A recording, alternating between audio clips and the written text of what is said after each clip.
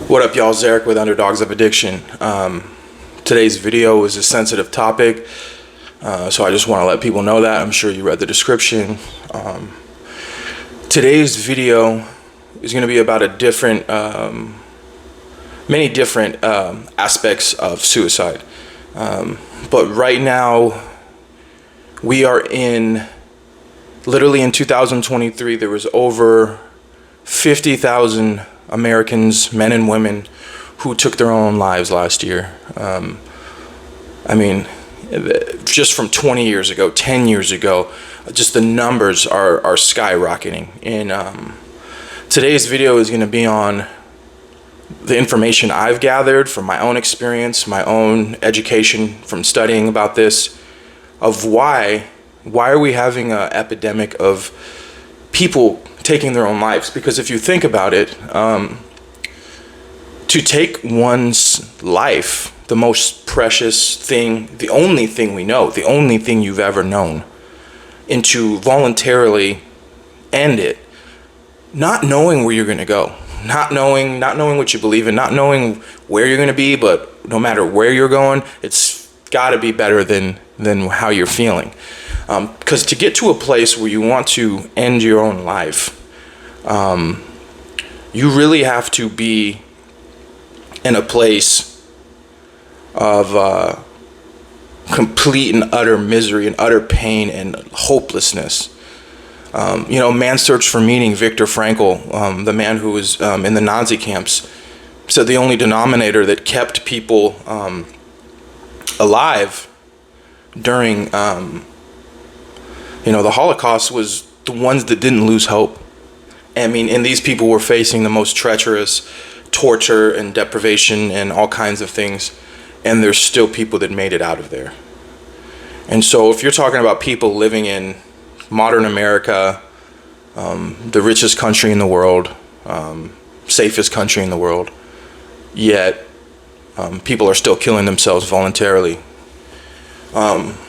So, if I think about it, I myself, at different periods in my life, have had thoughts of suicidal ideation, and never acted on it, never tried to take my own life, never really planned to do anything.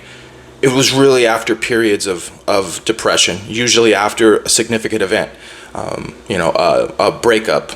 Usually bad things come in pairs, right? Or threes, they say. So it's like your girl breaks up with you, or you break up with your girl and you feel bad, you lose your job, maybe you have some type of illness or injury, or just mix and match. You can kind of put whatever floats for you, but it's usually a period of where you're just like, you feel hopeless, like my life sucks, like you're like looking at your life and you're like, well, man, I got this mental health thing going on. I can't keep a job, but can't keep a girl or a boyfriend. One of my parents is dead. My siblings don't really talk to me, or I don't have any friends, or I don't have any connection. And so people, I feel like, get to this place where they're like, there's no hope. Whether they have a terminal mental illness, a terminal physical illness, or like a really severe mental illness, that they just haven't been able to get help for, or get the proper diagnosis or help with. A lot of times, though, doctors will throw diagnoses at people when in reality it's just someone's life is just messed up. They can't keep a job, they're poor, they can't keep any meaningful relationships, they don't have a car, they don't have good transportation, they don't have anything to look forward to. There's all those kinds of things. And then there's situations where people have it all, where they, make 6 figures or even more, 7 figures, have a hot wife or hot husband, kids, everything, yet they still want to end their life. And usually that's some type of pathology or some type of disruption in the mind. Something is not right. And so if we ask, what has been going on, because suicidality is, I've always said, is interlinked with drug addiction. Because I always would say, even in some of my music, some of you guys know my music under Styles Major, I remember one of my last songs, I said, I was drinking every night, slowly killing myself.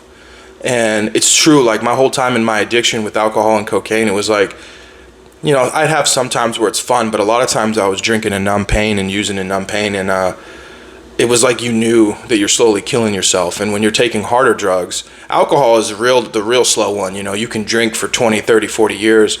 These other drugs, like fentanyl and stuff like that, you can die just like that. And so, but I truly believe that at the core of a lot of people's addiction is suicidal behavior. And it's people that are like, okay, well, I want to kill myself, but I'm maybe too scared, or I don't want to hurt nobody, so I'm going to go ahead and just use my addictions, whether it's drugs, gambling, alcohol, sex, whatever, to numb myself out, knowing that it's going to destroy me. But when you're in a place that you don't care about living or dying, I mean, you don't really care. The times in my life and many of your lives when you've truly lost hope, that's when those things happen. And I've lost hope in times, but I've always been such a optimistic person that even through my darkest times, like I usually take that and transform it. I'm usually able to take my lowest moments and use it to motivate me. And I'm really going through that right now. I got fired from my job. I was in a relationship with someone who was a pathological liar and had to end that. I had a lot of ups this year and I had some downs, but it was like, okay, take my lumps and let's move on and let's learn and keep rolling. And but definitely have had times in these last few years. These have been some of the harder years of my life, going through rehab and trying to get my life back together and build a life worth living again, which I used to have just years ago, where I was training MMA, I was crushing it in the music industry, I was working for multiple major record labels as a independent digital marketer.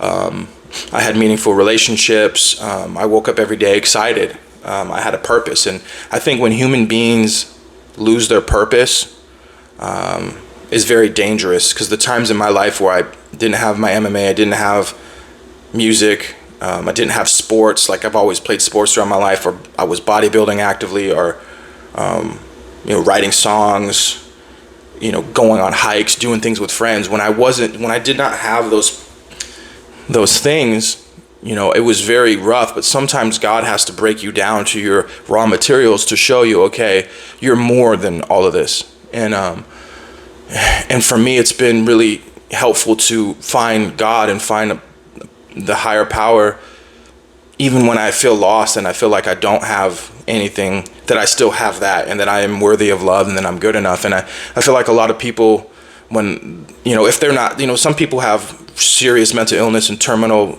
health issues that make them want to kill themselves because they're truly in an unimaginable amount of pain. And I understand that. But some of us who take the studies, this one guy, I forget his name, but I watched his video.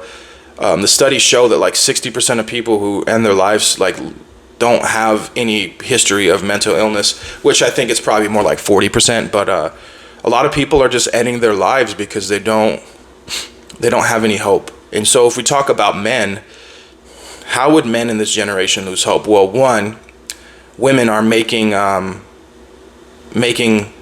just as much money, if not more, than men now. They're more educated than men now.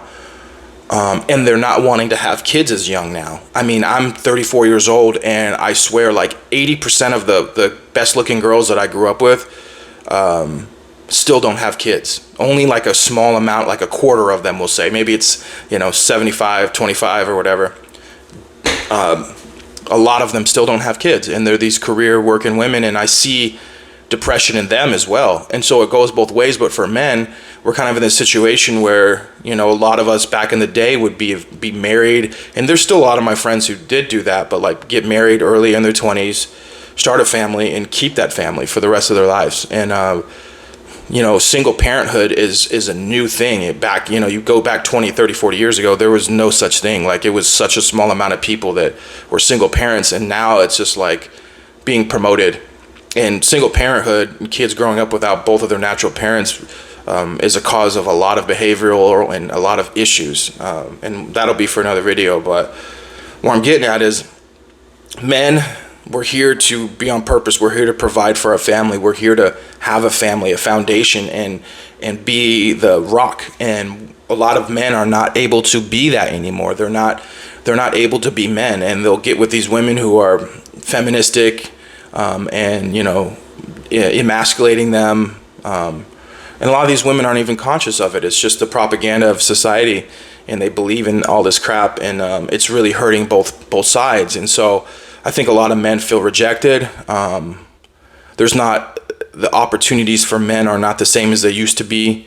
In our society, it seems like men are kind of shunned, even though the world was built on the back of men. So I feel like a lot of men just, they feel lost. A lot of men, it is important to suck our feelings up into work and to grind, but there comes a point where it is not healthy, where if you're really struggling, I'm not saying you need to cry out on social media or cry to your wife, but you need to find a support group of men or talk to your best friend. I think a lot of men are afraid to tell their friends, like, hey man, like, I'm not doing okay. But what I found is, because I learned to be okay with talking to my friends, is you find that a lot of your other male friends are, in today's generation, are struggling with the same things as you, and it's a problem. And the majority of those 50,000 people who killed themselves was men. Like, the higher amount is always going to be men, and it's just a shame of what's going on, and it's a byproduct of our society. There's a loneliness epidemic. People are glued to their phones after the COVID lockdowns. I feel like people who didn't even have anxiety have social anxiety now. I remember growing up, people were so much more social. I remember my dad, like, we would go to the store and he would just always talk to people and, hey, how you doing? And it was like he'd known them, and like, people were just a lot more social and valued connections, real life connections. You couldn't get on a phone and see hundreds and thousands of other people around the world. Like, all you knew was in your community. And I feel like part of that has been lost, and people are just, whether they're in the grocery store or they're at a son's baseball game or at work, I mean, they're always just scrolling through their phone and looking at other people, and I'm guilty of it too. And I feel like we don't value each other as much anymore. And I feel like at all levels, there's a high level of loneliness and sadness and depression. I mean, we're at a record pace of prescribing antidepressants. I myself have prescribed them. I never took them, just because I've read a lot of stories about how, the nightmares of it. And I try to do the natural route and reground my life and see what I'm doing that is affecting, my happiness. And, but yeah, we have this epidemic going on. And, I mean, I kind of started dealing with loneliness and depression once I started working from home. When I was 25, my business became successful, 25, 26, and I didn't work a regular job for 8 years, and I worked from home, and I noticed that I started developing anxiety, like social anxiety, which I never experienced, and it was because I was literally just at home, working from home all the time. Luckily, I realized, like, hey, you got to get out there, and so now I'm kind of in a happy medium, but I'm not as where I used to be, and I don't think any of us are after COVID. But then on the flip coin, we talk about, why is there a lot of women taking their own lives? And I feel like it's the same boat, as you have a lot of these women who, by nature, women's essence is to receive. Feminine woman is to receive. And so if women are being taught that they need to be these independent, strong women, they don't need to have kids until they're 40, and they could freeze their eggs and all these things, they're not receiving. They're just taking. They're putting on a masculine shell in their man pants and just, all these things. And there's a lot of women coming out now who had careers as lawyers and all these things, talking about how they quit their careers and it was the best thing they ever did, and they finally had kids. And this ain't here to bash women. I love women. I love all human beings, and it's just more to talk about what's really going on. Because, like, if any of you women are watching this, like, if you are successful, like, be honest. Like, are you happy? Do you think you could be happier if maybe you worked less and started a family and let a man in your life and let a man lead you and let yourself just relax into your feminine nature? Not because you're lesser or a man's better, but it's just how God made things. And I think a lot of women I know that are in their 30s that don't have kids, they're drinking at the bars, they're struggling, they're suffering. I see it, because it's not natural. And a lot of the same issues with men. There's a lot of men out there who, I'm one of them. I don't have kids yet. Had a couple scares, but never had any kids. And I want to have a family myself. And I'm out here feeling like, man, I feel lost. Like I wanted to have, a woman and a family and all these things. And I have my own issues to work on that I've not been really the best at attracting a woman who I should start a family with. So I really would have perpetuated my own trauma through having kids with the women that I have met. So I'm really working on myself now so I can actually be in a healthy relationship. But you see that all the time. And I have friends who do have kids, but people don't stay together anymore, and so they have the kids on the weekend or all these different things, and it messes the children up and all that stuff. But I think a lot of women are very unhappy too. And if you look at a woman and you say she's 40 years old and the doctor's like, yo, you can't have any kids, and she just works and the only friends she really has are her colleagues, and deep down in her spirit she feels like, what's there for me to live for? And next thing you know, she has a Xanax problem, and just one night is like, fuck this, and pops all the Xanax, drinks alcohol, and she's gone. There's a problem within our society. There's a problem around the whole entire world with everything that's going on, and there's some serious changes that need to be made, so the human race can sustain, well-being. And yeah, so I just wanted to make this video, for some awareness for drug addicts and non-drug addicts, that if you are struggling and you're watching this video, is just tell a friend, call your mom, tell a friend before you make a choice to, make a permanent choice on your life. At least just try to talk to somebody, because, help is, you better try everything you can before you decide to do that, and 9 times out of 10, a lot of people who had suicide attempts, some of them had near-death experiences, and they all said the same thing, is that they found out that the suicide was not what they needed to do, and that they had everything they needed inside them to fix themselves. You talk about like Kevin Hines, the young man who's now older man who jumped off a Golden Gate Bridge, and he's still here, and he talks about like a lot of people who survived suicide attempts never attempted again. And so you just have to survive through that dark period. And most of the time, people who take their lives is because they're going through just a really trying period. And we got to harness that hard period and use it as motivation to get better, instead of just saying, this is it, it's over. The mind is very powerful, and you really have to train yourself to keep your faith and just not give up no matter how hard it gets. Yeah, so, anybody out there struggling, definitely keep trying everything you can to keep going, because your life has incredible value. Even if you feel like you're on the bottom, you feel like you don't matter, you definitely do, and you definitely could create value in this life. So that's all I really wanted to say on it. I hope you guys have a good day.